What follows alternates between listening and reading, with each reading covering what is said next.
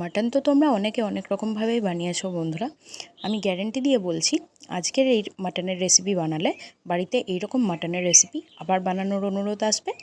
তো by the way, আমি অঙ্কিতা, জিভের জল বাই অঙ্কিতা চ্যানেলে তোমাদের সবাইকে স্বাগত জানাই।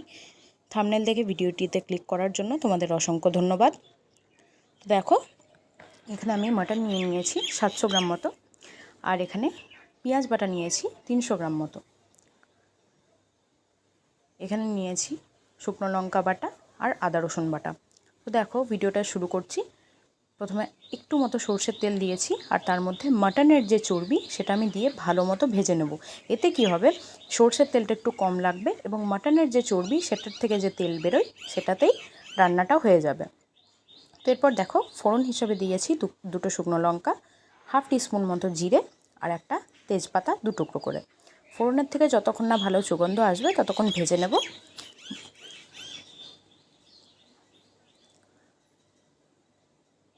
এরপর দিয়ে দেব একটু মতো পেঁয়াজ কুচি, জাস্ট অ্যাজ আ ফোড়ন। তো পেঁয়াজ কুচিটা দেওয়ার পর ভালো মতো লাল করে ভেজে নেব এবং দিয়ে দেব যে পেঁয়াজটা বেটে রেখেছিলাম সেটা। পেঁয়াজ বাটা দেওয়ার পর পেঁয়াজটাকে লাল করে কষিয়ে নিতে হবে যাতে এতে কোনো জল না থাকে। এরপর দিয়ে দিচ্ছি আদা রসুন বাটা আর শুকনো লঙ্কা বাটা।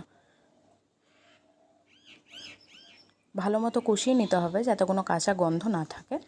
তার সাথে সাথে দিয়ে দিচ্ছি 2 টেবিল চামচ মতো টমেটো কেচাপ। হ্যাঁ বন্ধুরা, আমি এখানে টমেটো কুচি ইউজ করিনি, আমি এখানে টমেটো কেচাপটি ইউজ করেছি। এতে একটা দারুণ ফ্লেভার আসবে। তো তোমরা চেষ্টা করবে এখানে কেচাপটা ইউজ করার। মাটনের সবথেকে বেশি ভালো টেস্ট হয় এটার মাংস আর তার সাথে যে মশলাটা থাকবে সেটা কষানোর উপরে। তো চেষ্টা করবে মশলা খুব ভালোভাবে যেন কষে যায়। মশলা কষানোর পরে এখানে আমি দিয়ে দিচ্ছি মাটনটা। মাটন দেওয়ার পর খুব ভালোভাবে কষিয়ে নিতে হবে যতক্ষণ না জল ছাড়ছে। তো মাটনে আমি নুন হলুদ কিছুই দিয়ে ম্যারিনেট করিনি, ডাইরেক্ট মশলাতে দিয়েছি এবং এটা স্লো কুক করব যাতে আস্তে আস্তে মশলাটা মাটনের ভেতরে ঢোকে এবং এটা টেস্টি লাগে।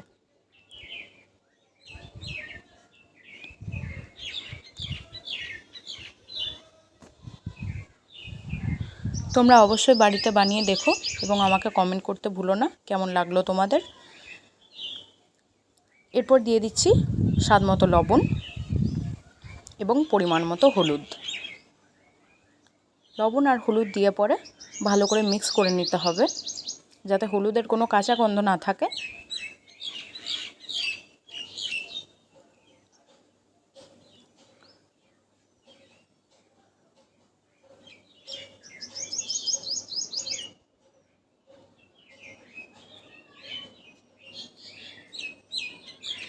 এরপর দিয়ে দিচ্ছি কাশ্মীরি মির্চ পাউডার একটু রঙের জন্য।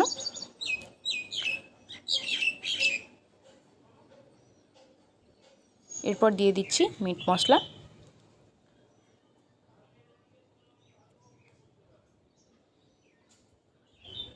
কাশ্মীরি মির্চ আর মিট মশলা দেওয়ার পর মাটনটা ভালোভাবে নেড়ে নিতে হবে।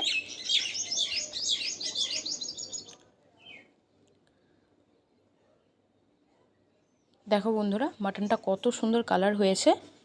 কথাতেই আছে, পহলে দর্শনধারী বাদ মে গুণ বিচারি। তো মাটন যদি এইরকম দেখতে লাগে কার না লোভ আসে বলো।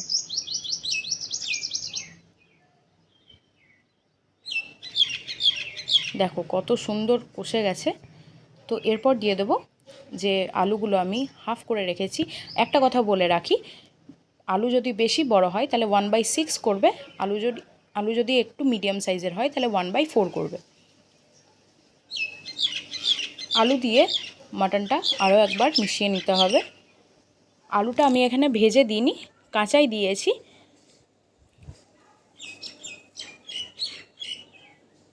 সাথে দিয়ে দিলাম একটু জল দিয়ে আবারও ভালো করে কষিয়ে নেব। আর এই রকম একটা ঢাকা দেব যাতে দেখতে পাচ্ছ কড়াই আর ঢাকার মধ্যে কোনো স্পেস না থাকে। দেখো কতটা জল বেরিয়েছে আর মাটনটাও খুব ভালোভাবে সেদ্ধ হয়ে গেছে। তো টাইমিংটা বলে দিই, ঢাকা দেওয়ার পর 25 মিনিট মতো লো হিটে কুক করে রাখবে, ঢেকে রাখবে। এতে মাটনটা খুব ভালোভাবে সুসিদ্ধ হবে আর ফ্লেভারগুলো মাটনের মধ্যে ঢুকবে। সবার লাস্টে দিয়ে দিচ্ছি একটু মিট মশলা, নুন ঝালের ব্যালেন্সটা বজায় করার জন্য দিয়ে দিলাম চিনি আর গরম মশলা গুঁড়ো।